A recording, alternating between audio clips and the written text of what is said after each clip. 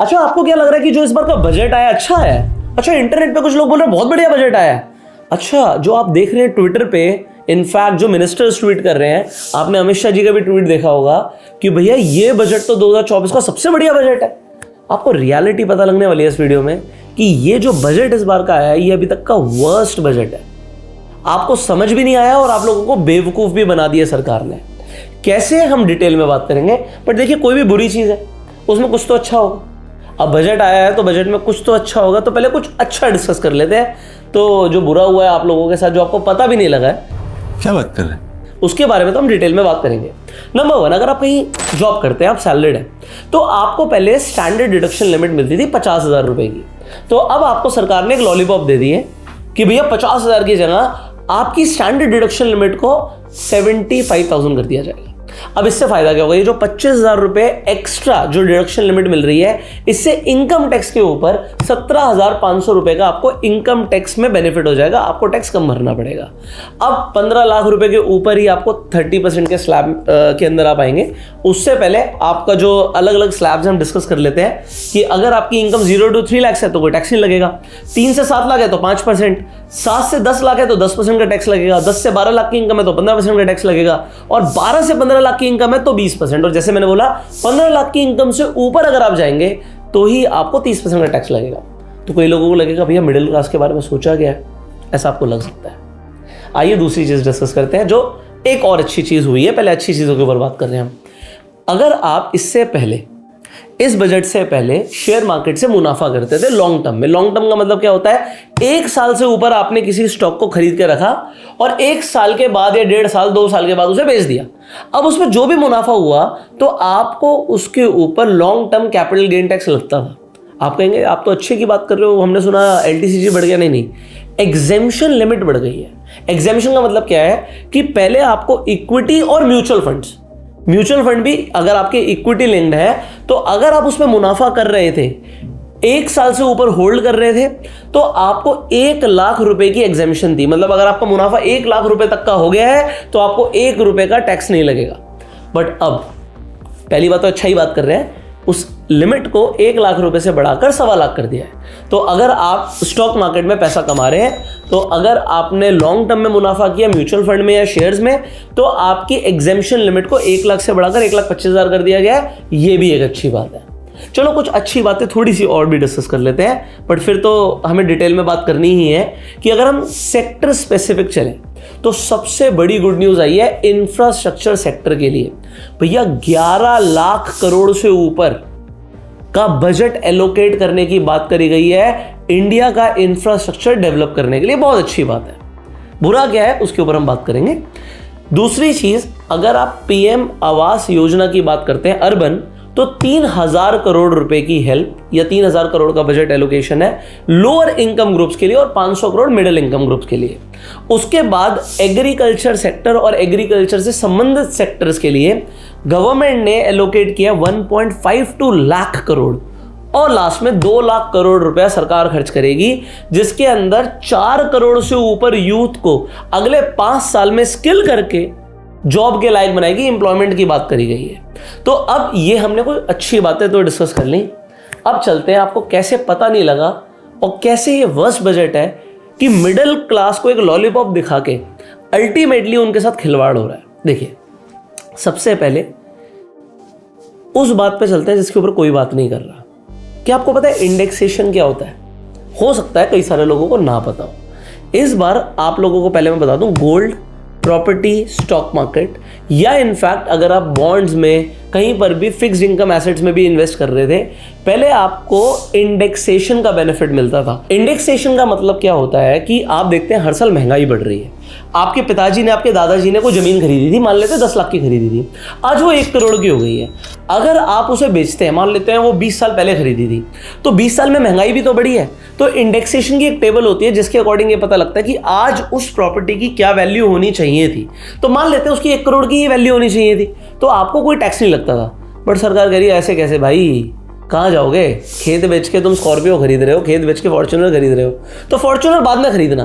पहले वो जो खेत बेचा था ना, उस खेत के बेचने पे जो पैसा बना है वो पैसे के ऊपर टैक्स दे दो। और फिर फॉर्च्यूनर जब तुम खरीदने जाओगे तो कंपनी तो आपको पता ही है फॉर्च्यूनर पे 50,000 कमाती है, बाकी 20-25 लाख का मुनाफा तो सरकार का ही होता है। और उसके बाद जब पेट्रोल भी भरवाओगे ना उस गाड़ी में तब भी सरकार मुनाफा लेगी।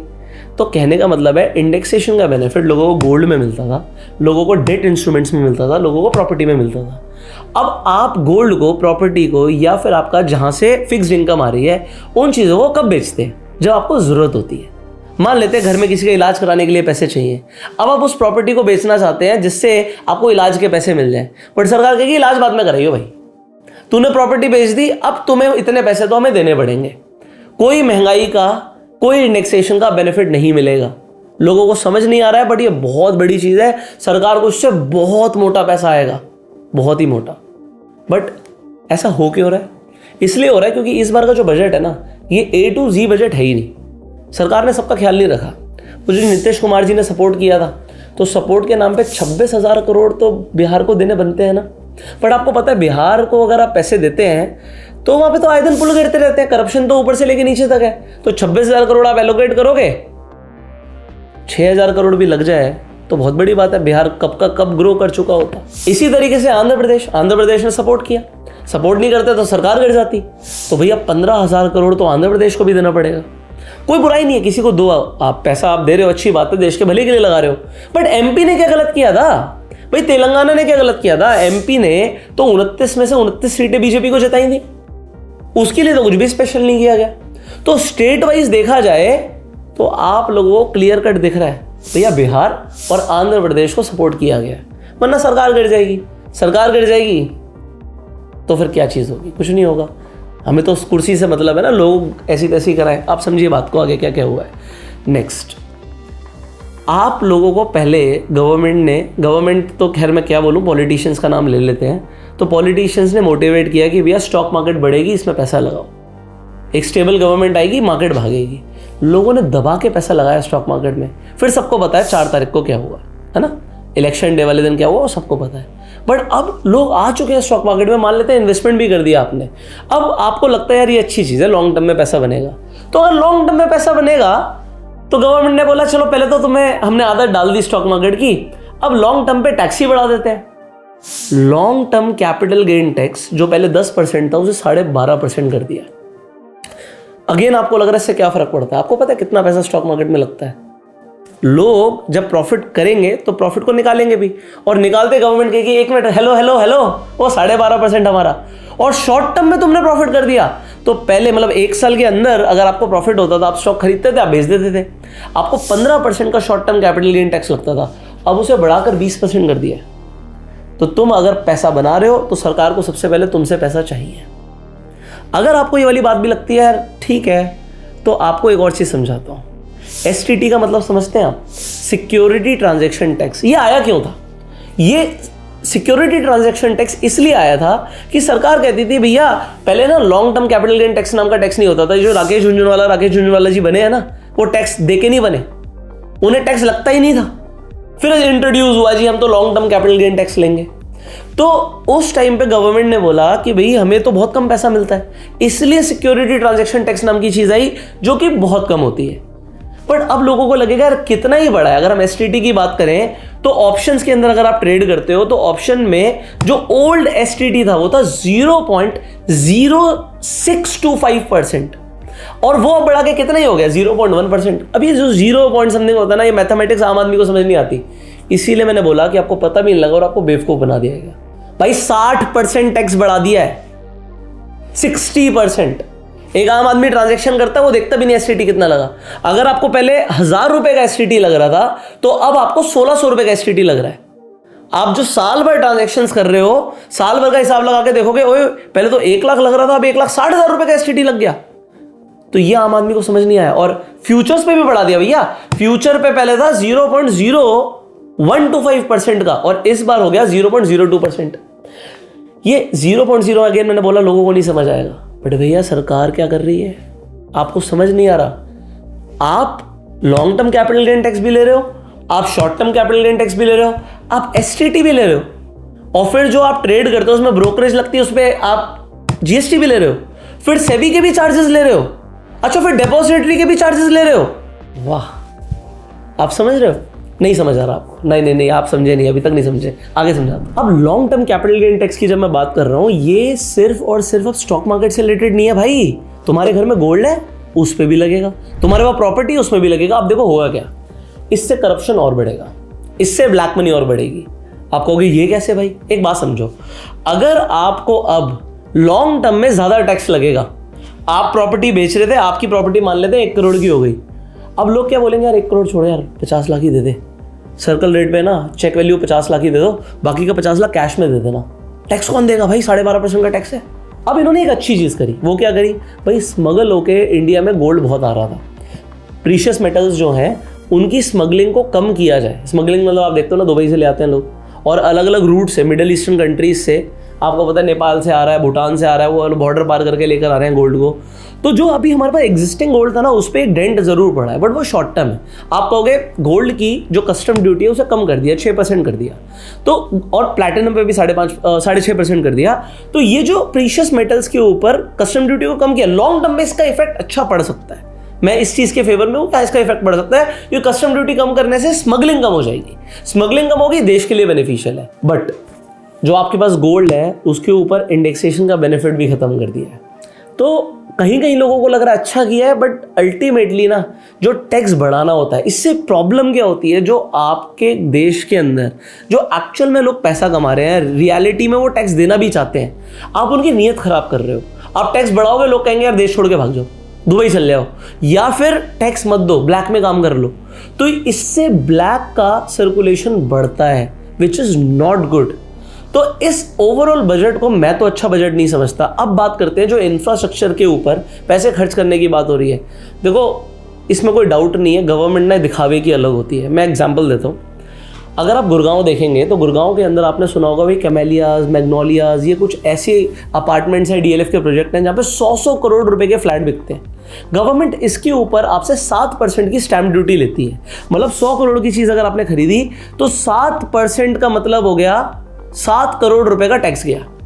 अब गवर्नमेंट क्या कर रही है, जहां से उनको मुनाफा लगता है, आप कभी आइएगा, आप देखिएगा गुड़गांव के अंदर गोल्फ कोर्स रोड तो आपको बहुत अच्छी दिखेगी, एक रेडी नहीं दिखेगी आपको पूरे गोल्फ कोर्स रोड पे, क्योंकि वो प्राइवेट जो कंपनी है उसे अपना माल बेचना होता है, तो वो ब्यूटीफाई करके रखते हैं। बट जहां पे गवर्नमेंट की बात आ जाती है, एग्जांपल आप देखिए डीएलएफ फेज 1 का मेट्रो स्टेशन है, तो अगर आप मेट्रो स्टेशन की तरफ खड़े होंगे तो आपको दिखेगा वाह, बट वहां पर रियलिटी क्या है, अगर आप मेट्रो स्टेशन की बैक साइड पे सर्विस लेन को देखेंगे तो इतनी टूटी हुई है, गवर्नमेंट बिल्कुल काम नहीं कर रही, क्योंकि उसे आम आदमी से कोई लेना देना ही नहीं है। उनको लेना देना किससे है भाई? अमीर लोगों से। डीएलएफ को सपोर्ट करना है।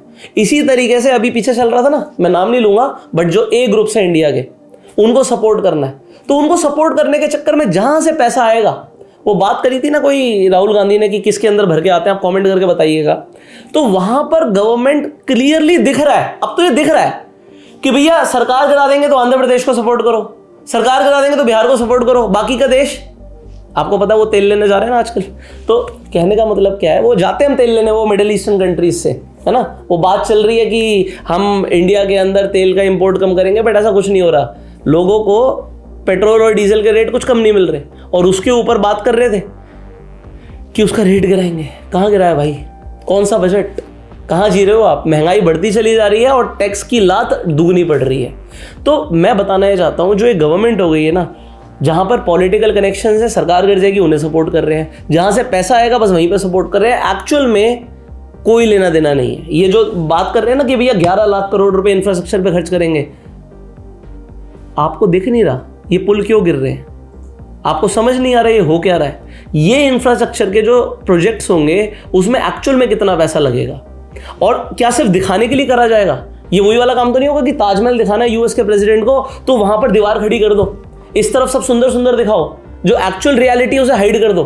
मैंने आपको एग्जांपल दिया ना कि आप खुद चेक करिएगा, आप डीएलएफ फेज 1 मेट्रो स्टेशन आइए कभी, और आप देखो पूरा वो जो डीएलएफ ने पूरी अपने लिए मेट्रो पास कराई है, रैपिड मेट्रो, वो मेट्रो आपको ऐसे दिखेगी वहां सिंगापुर आ गए, और सिंगापुर के इधर उधर देखोगे तो भैया मैं क्या बात करूं बिहार के और क्या बात करूं झारखंड के, उससे भी बुरा हाल कर रखा है।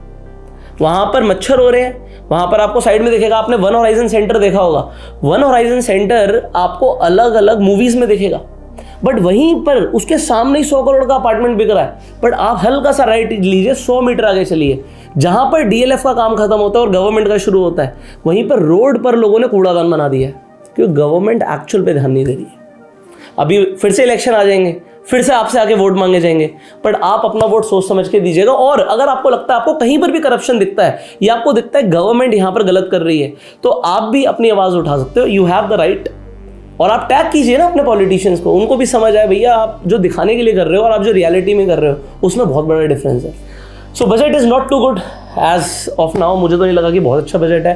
आपका क्या व्यू, आपका क्या राय है, कमेंट करके जरूर बताइएगा। And you can share this video जिससे मैक्सिमम लोगों तक राइट अवेयरनेस पहुंचे। हम आपसे मिलेंगे अगली वीडियो में, तब तक के लिए you were self made and जय हिंद।